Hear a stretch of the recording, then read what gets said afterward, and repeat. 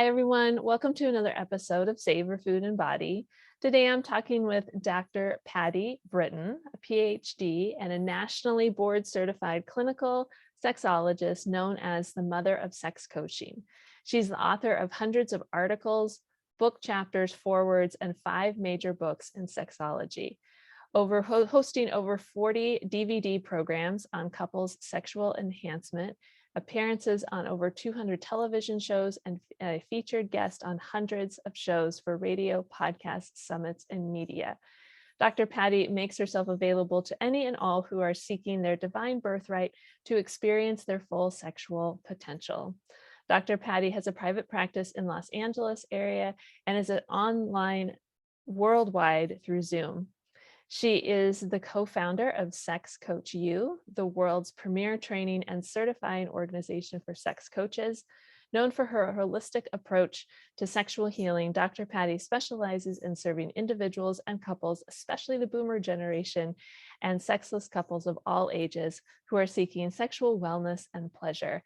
And also, to a note and to her credit, in a fairly recent, it'll be in the last couple of months from when you're hearing this, Dr. Patti was featured in Oprah magazine back in November of 2022.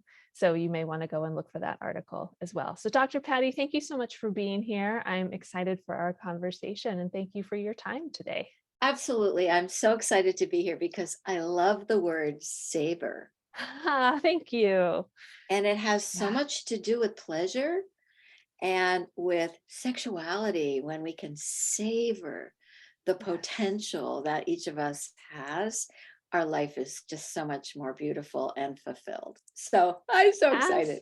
Absolutely. Well, thank you for saying that. And, to be honest, that's one of the reasons that it's a tagline for my practice. It's a motto of my practice and my work with women in midlife, because when we learn how to savor food and savor our bodies, meaning appreciate our bodies and care for our bodies, we also learn to have savor other things in our life, including sex, a little bit more. So, and this is also why I wanted to have conversations with you and some other folks around sexuality and how do we learn to have healthy relationship with our sexual selves, develop emotional intimacy with our partners, and how can we move around the body image issues, the body changes that come up in midlife, both physically, appearance-wise, physiologically, which we're going to get in a bit today too. So I'm just really excited to be learning from experts like yourself to kind of give us some of this insight around more details behind savoring body. So that's beautiful. And we could talk for hours about this topic because there's so much to say. It's such a rich topic and it's such a deep topic, and it's a point of pain for so many midlife women and those who love them. And it reminds me of one of my friends who was a dear, dear friend, a sexologist. He was a renowned rabbi and sex therapist in the Los Angeles area, Ron Levine. And he used to teach about the 3 parts of the human brain. And as he was doing that, he taught about breath and about breathing into our bodies, which is something that most of us are not doing. Hello, iPhones, smartphones. Yes. And it has to do with savoring. And so you brought me into this remembrance of this great contributor to understanding, especially couples, about how sex can be this beautiful connective energy source of sacredness and real intimacy. And he used to talk about how when we inhale and we hold our breath and then we exhale, there's a moment before we inhale again. That is the moment to savor. Beautiful. And so that's such a great segue into talking about what's going on at midlife for women and sex. Absolutely. And you're right, that deep breathing for a lot of reasons isn't happening as often as it could. And just that nervous system response too. So let's dive in and give us a little bit of an explanation behind what's the difference between sex coaching and how is it different from, say, counseling or therapy? That's a good question. And actually, I founded the profession of sex coaching in 1993 when I married, the what of sexology, having been trained by experts in the field in sex therapy and as a sexuality educator. So that was the what, that was the content. And the how was this thing called coaching that Thomas Leonard started. He was the founder of coachu.com. He's the father of modern coaching, actually, life and personal coaching. And now we have like 5 million flavors of coaching like ice cream. And the difference between coaching and therapy or counseling is that my purview of it is that coaching takes the client from the here and now to where they want to get to. It's very client driven, it's very whole person centered, and it's not mental health care. It's the whole person who is involved. And what, the problems I think that existed and continue to exist in some forms of psychotherapy or counseling is having a mental health filter that says there must be a diagnosis of either a disease or distress creating a pathologized situation or a personality disorder of some sort. So that kind of negativizing and medicalizing is really part of mental health care. And thank God that we have mental health care, because many people need that mental health care, that healing around family of origin issues, around early childhood trauma or trauma throughout, however long it lasted. And there's also a distinction in coaching, which I love, which is that it's collaborative. And it's so much not about looking at what's wrong, but looking at our potential, what's possible. And in coaching and in sex coaching, the way I have defined it and trained hundreds and hundreds of people through Sex Coach You and my other trainings, we don't process emotional states. We don't have a client sit there and go, so how did that make you feel? Well, let's spend an hour talking about what happened when you were 3, which is important. We have to work with people who are coachable. They've really cleared away those psychological issues, those emotional traumatic issues, to be able to be coachable.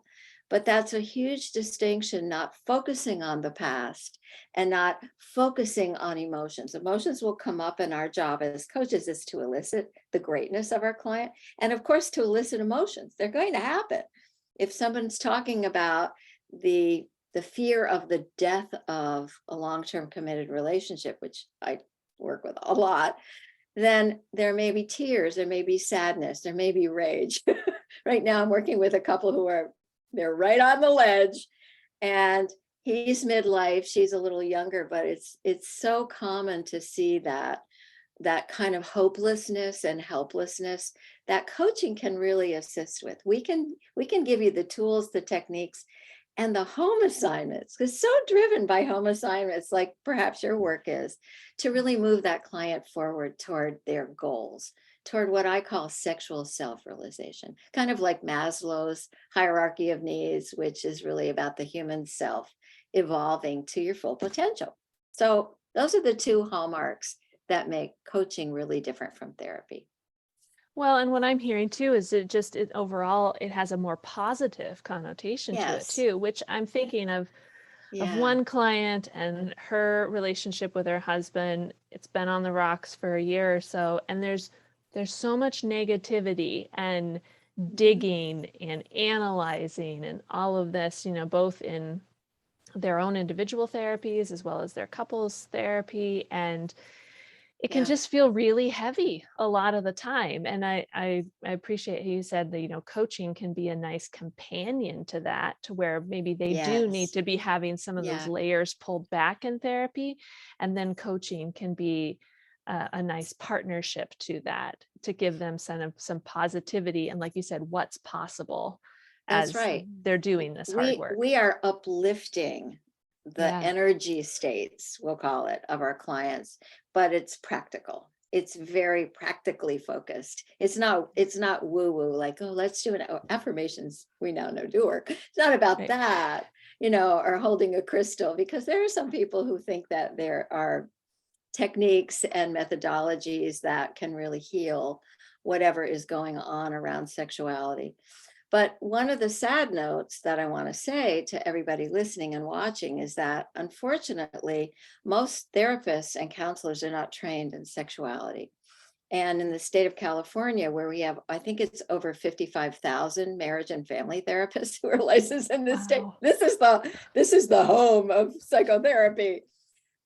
The requirement at the state level, as I understand it, is still 10 hours. That's the total number of hours in Wow. human sexuality. And it could be all on birth control or on gender identity or any aspect of that. It's usually on the bad news side of sexuality, not on how to get a couple to pleasure or to connection or to finding joy in what they can experience on their own, because sexuality does not have to live in the context of partnership.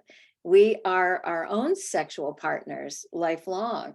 And that's a message that I love to give women in midlife, that, you may have lost a partner, you may be coping with the ravages of online dating at your age and feel invisible. You alluded to that.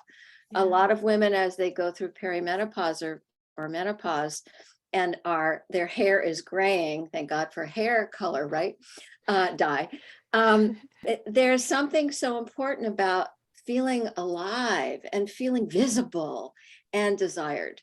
And so how do we keep that aliveness going? How do we feel juicy and magnetic? And that's a lot of the work that I love doing. I really love helping women awaken that. So I went off on a tangent. I don't know No, no, where we no, left off. no, actually, that's great. That's great. That's a beautiful segue into actually, talking about some of the issues that you work with clinically around sex and aging, particularly for women that you've worked with in midlife. Well, I always say there are three things that are going to happen to you or have happened to you. Things will sag or droop, they will dry up, and they will slow down. And so, no, that's okay. A lot of the work that we as clinical sexologists do for our clients is give them a normalization or validate their experience, which is also part of good therapy. And we are there to give permission. So much of our work, and I'll bet yours too, is to give our clients or students, in some cases, since I'm a trainer as well as a clinician, to give them permission, and to give permission that you're okay right now, or it's okay not to feel okay. And here's a pathway to really addressing that and overcoming the hurdles or the obstacles and finding pathways to resolving those or removing those obstacles. So this kind of drooping, drying, slowing down shows up in lots and lots of ways, whether it's you're losing your sexual interest or drive or libido. These are words that often are used synonymously. You're just not into it. Or you could, I have clients and I also have friends who are older in the boomer generation who are like, you know what?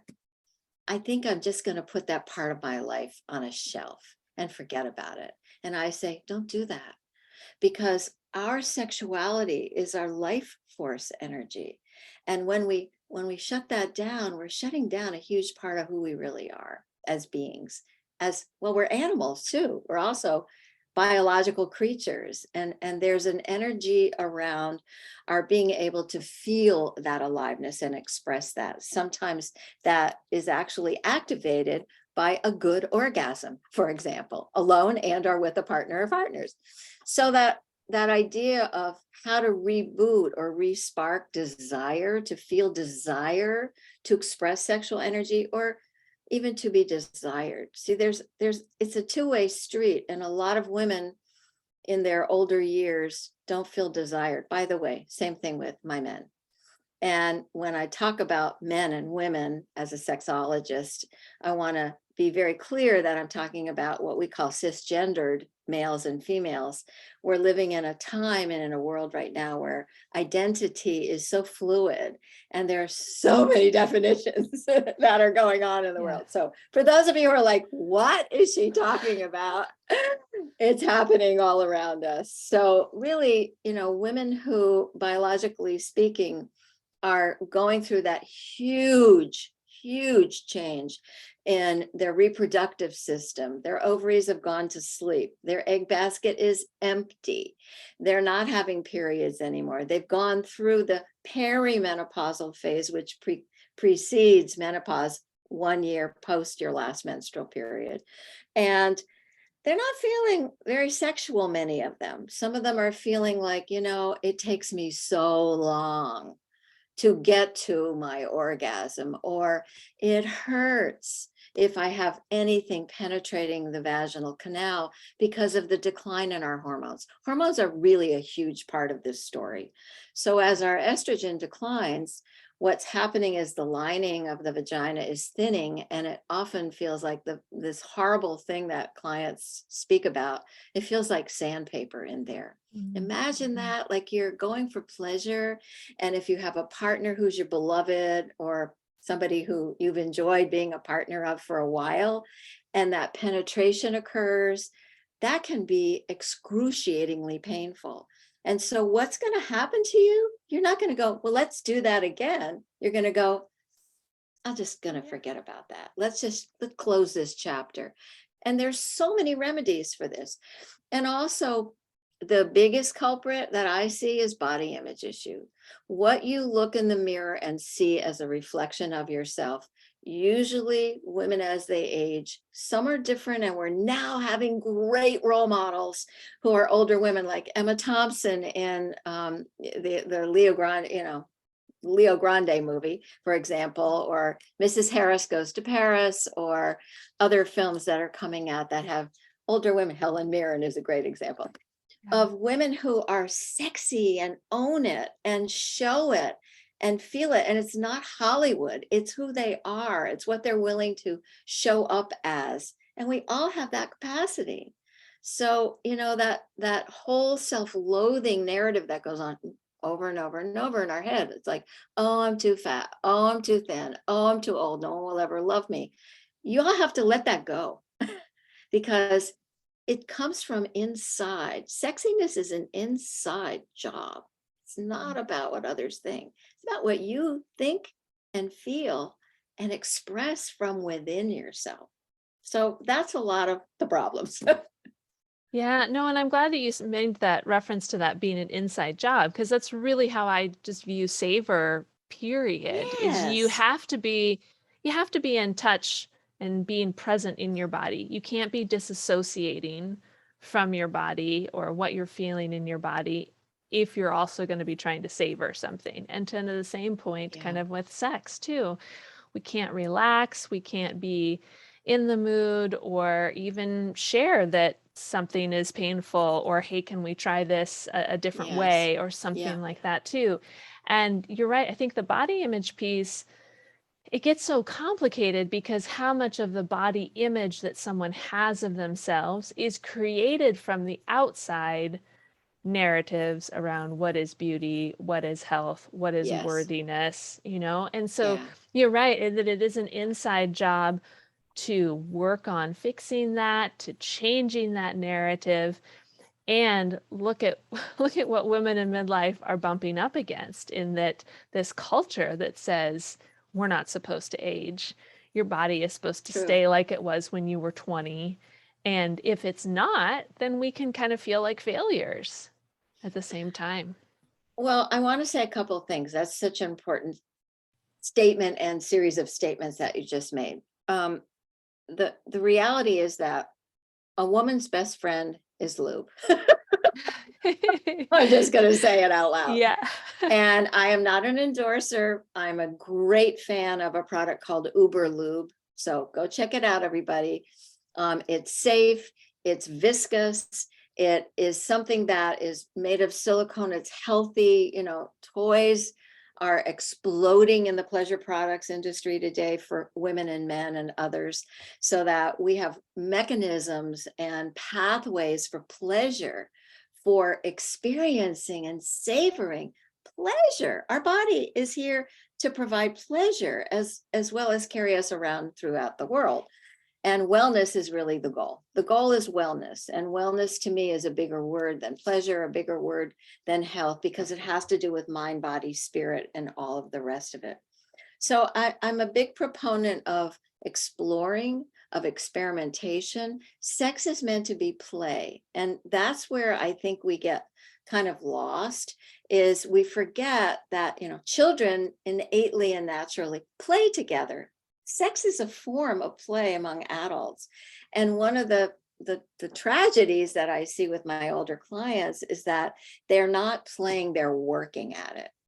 Mhm. So there's a pressure cooker that's pushing, pushing, pushing. He's working at getting an erection, keeping an erection if they're heterosexual.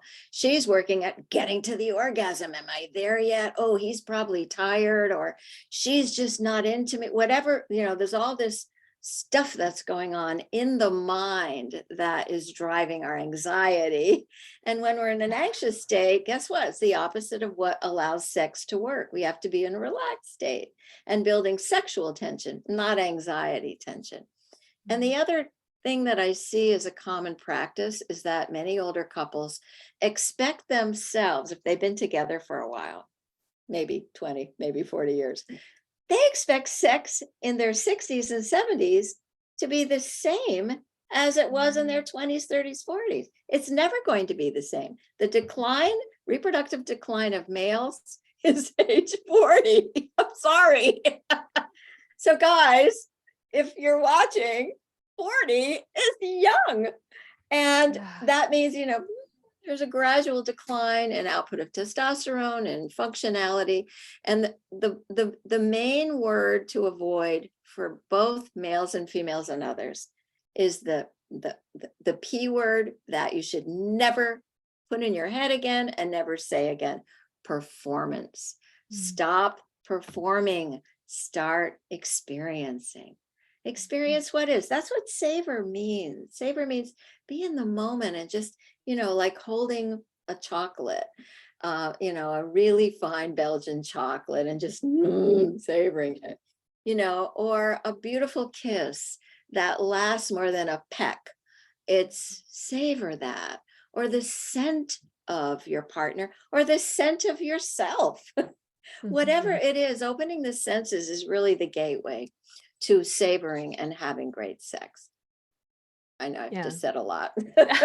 No, no, no. I mean, so well said too. And I think that, the body image piece can get in the way of people noticing all of those things.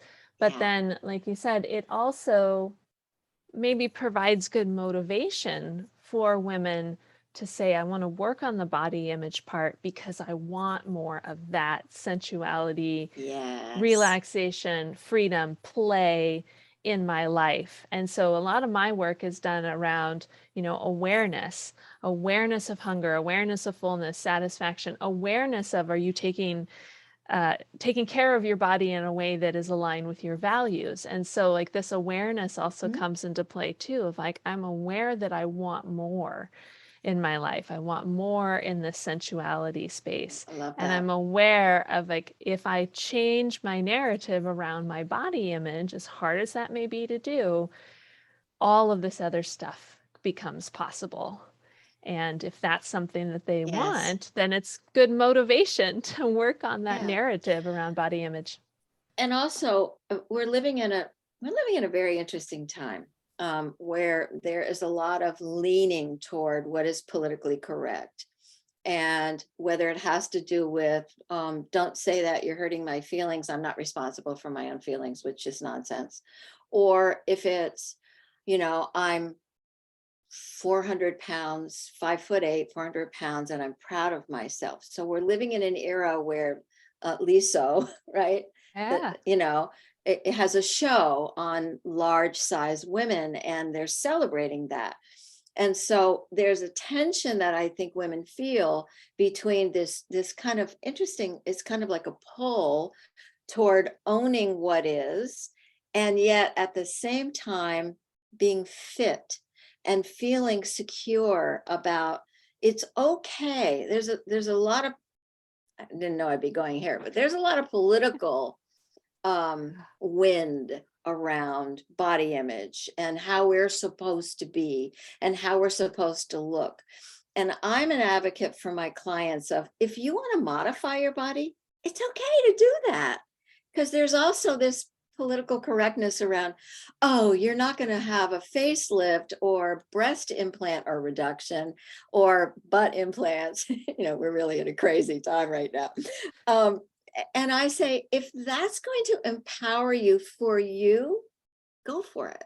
But Mm. if you're doing it to be accepted, to be approved, to feel desired, then let's look inside. What are the messages that you're giving yourself? Because look at this world changing around us. It is no longer the world where being tall and skinny and not having a waistline or breasts is being revered as it was when I was growing up, Twiggy. Mhm. And because, for those of you watching, I'll be 76 by the time you watch this. And I am a role model for how to be, if you want to just show up the way you want to be you. You do you. Everybody is saying that now, but that's Yeah. really the truth. And so I feel so strongly that we get to be authentic, and we have to find out who is that. And sometimes it takes a coach or a therapist or a counselor or someone like you and your wonderful work to help people really get inside that knowing of who am Mm. I and how do I want to express myself. And that's why wellness is my word. Not health, not pleasure, not function. Although those are really important parts of our sexuality, but wellness, because you have to be fit. You have to be well at a mental level, emotional level, physical level. I think also energetically and spiritually. That's my model. 5 parts to the sexual self: mind, emotion, body image and behaviors, energy and spirit. And they all have to be in flow. And you have to clear the junk out of the pipe so that the water can flow, or the energy, or whatever it is that you want to flow. Yeah. I'm wondering if you can say, because I'm thinking of what some of that junk might be in the pipes, and I'm wondering if you can speak a little bit about the relationship conflicts that can come up in this Yes. midlife space, or the misplaced expectations, how, those things can also get in the way of, feeling sexy, feeling connected, emotional Yes. intimacy, all that stuff.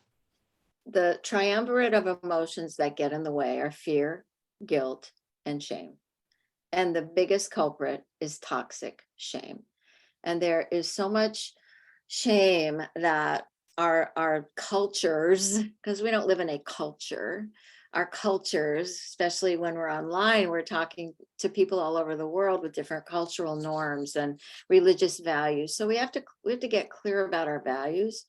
And we also we have to understand that it's up to us to really know what's in the way. Is it our emotional self? Is it how we grew up in the family values? I sometimes get clients who are in arranged marriages because I live in a big metro area. I sometimes get clients who waited in a kind of a purity culture or a chastity culture as fundamentalist Christians or other religions, to have sex only when they got married and then it didn't work. And so, I have to really pull all that apart and take a look at it. Some of the other conflicts that are so common, and especially where expectations really are not your friend. I always coach my couples. Here's the first step: throw out your expectations, because you're always going to set yourself up for disappointment. Nobody is an ideal. Everyone is just who they are. And if we just, I just such a couple that I'm working with right now. Yesterday, at the conclusion of our session, I said, and until we talk again, be nice to each other, be kind. It's so Yeah. important that we treat each other with kindness and respect, and are nice to each other, loving to each other, even if we're furious at them. And so uneven desire is what shows up in so many couples' lives. One has a higher drive than the other, and that can shift over time. And it's not gender based.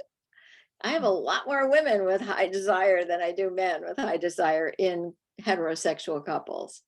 And that can happen in same sex coupling. It can happen with trans clients. And so just to be mindful of what is and appreciate what is, and be grateful for what you have, and then have the courage to be willing to open all this stuff up and look inside and start changing, because it's going to require change. And change is really scary for a lot of people. Mhm. Did that answer your question? No, I think that's great. And then that I think that plants a lot of seeds around, to find this sensuality and get back to an intimacy relationship that someone might desire. While you're going through life changes, you might have to change your perception of what does sex look like at this point That's in my right. life, in our Yeah. lives as partners or, spouses that have been Yeah. married for a while. Yeah. And sensuality, in other words, things like long caresses and massages. I co-wrote a book called The Complete Idiot's Guide to Sensual Massage, which is really a book on touch and on foreplay.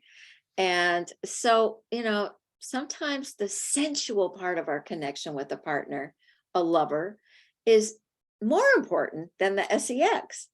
Mhm. Because there was a study done many years ago. I'll never forget this. One of my colleagues did a study on how much time in a sex act was actually spent in sexual intercourse, penis and vagina sex. And it was something like 3%.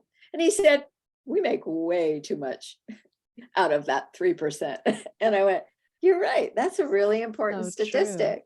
So, what is sex? Sex is really the expression of our energy and connecting with another person and or ourselves, Yeah. and really letting that energy flow, hopefully to give us connection with another, a deep connection, not necessarily an emotional intimacy. We have to make distinctions between the parts of ourselves and how we interact and connect with a partner, but certainly intimacy. I always say, think about this. A human being other than you is actually putting a part of their human body inside of your body. That is sacred to me. Mhm. Yeah, so It's true. huge. If we Yeah. feel that, if we allow ourselves to really feel that, we have a different attitude then about what sex is. Yeah. And That's my, intimate connection. Yeah. yeah, yeah. Absolutely. So, what advice can you offer women in midlife who want to create a healthy, intimate relationships, whether that's from the physical side of things and or the emotional side of things? Don't shut down. Don't give up. Maybe you need a coach. Maybe you need a counselor, a therapist to work through old stuff that's stopping you. Go for that. Get some help if you need that help. There's so much information in the world today. And there are so many incredible books and speakers, TEDx talks, TED Talks that can really change you and allow you to open up and find your pathway to that sexual self-realization. And I think that the most important thing maybe is to just celebrate yourself. Like really take time to honor yourself, to be grateful. Gratitude is really important. It's not just an emotion, it's actually an energetic state that brings more joy, more goodness to you. I have couples write gratitudes every morning as a way of starting their day together and sharing them as texts on their smartphones. So they write 3 gratitudes and then a positive affirmation about their relationship. And I've seen a revolution in some of those relationships. So that, and just find the joy in your own sexuality and go for it. Have the courage to go for it. I give you permission. And get back to that play, right? That Be sense of playful. play. That's right. Mhm. That's right. Yeah. Super. Yeah. And now Yeah. I think that you have a free gift or a free download for people who also maybe want to learn more I about do. this. Yeah, share that I with do. us.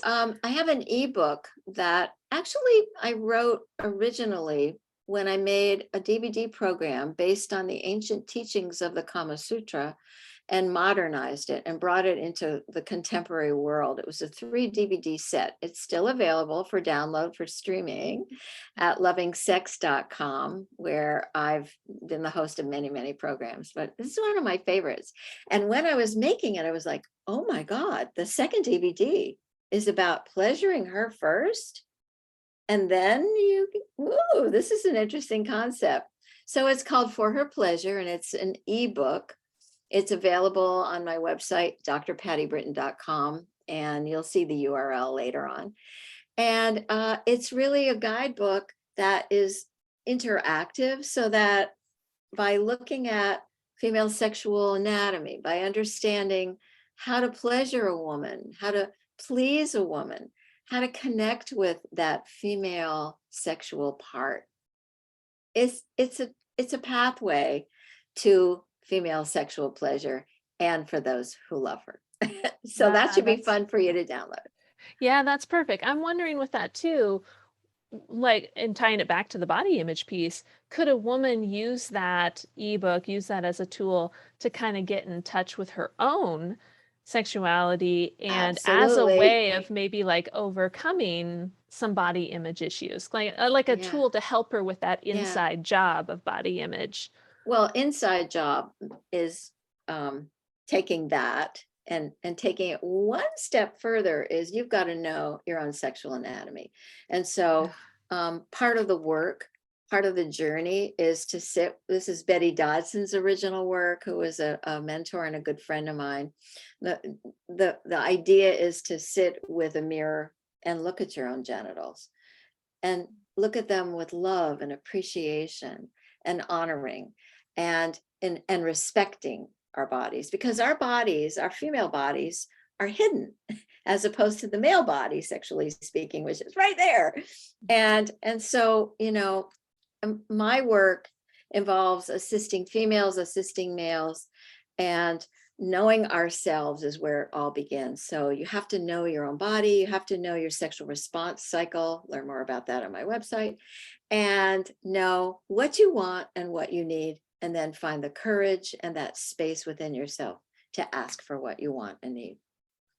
That's perfect. So well said. So, Dr. Patty, you mentioned your website. Where else would you like to send people if they want to learn more about your Well, work? check out my website, drpattibritton.com, where I talk about how I work as a sex coach and also trainings that are going on in live events. Most of my live events are directed toward training other professionals in the field of sexology. And also, if you feel a calling to do this kind of work, pop on over to sexcoachu, that's letter u.com, which is the website for our training and certification programs. So lots going on in this world of sexology today. And if this is something that calls you, this is a great opportunity to be trained and work in this field. It's so That's perfect. rewarding. Yeah, and like you said, there's so much going on in the world around this and identity and just the Yeah. whole relationship piece of things. So that's Yeah. brilliant that you have so many resources for us to check out. Yeah. Yeah. Yeah. So thank you. Yeah, thank you for sharing your expertise with us today. It's a pleasure to meet you kind of in person, face to face at least. Here we are. Here we are. Yes. And just thank you for all your work over all these years. You've undoubtedly helped many, many people like work on Thank you. this savoring body piece. Savor, savor. Yes. Yes.